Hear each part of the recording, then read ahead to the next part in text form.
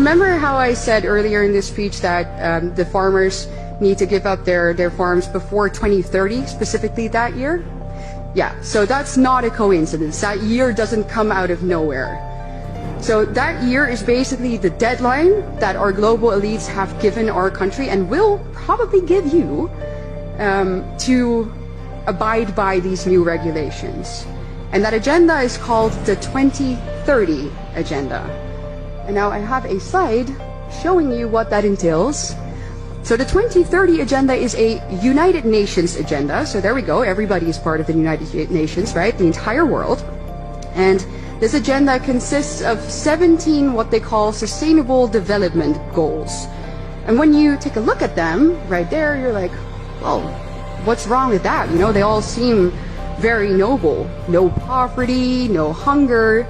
Who could be against that?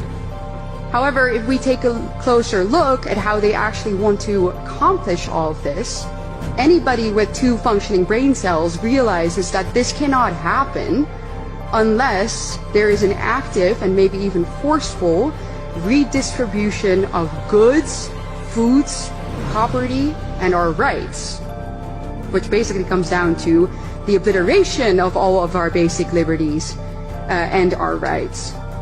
And these goals, as I said, are not restricted solely to the Netherlands. They are global. And that's where we see their true motive. The people behind this want to establish a one-world government, a new world order in which they decide what we eat, when we eat, where we travel, when we travel, who we meet, and what we are allowed to spend our money on. Basically, control over every single aspect of our lives.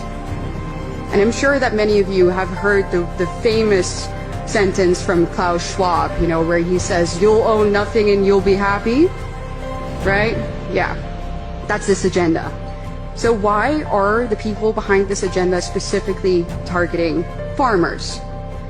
Well, it's because obviously they really want our way of life and the things that we eat to radically change.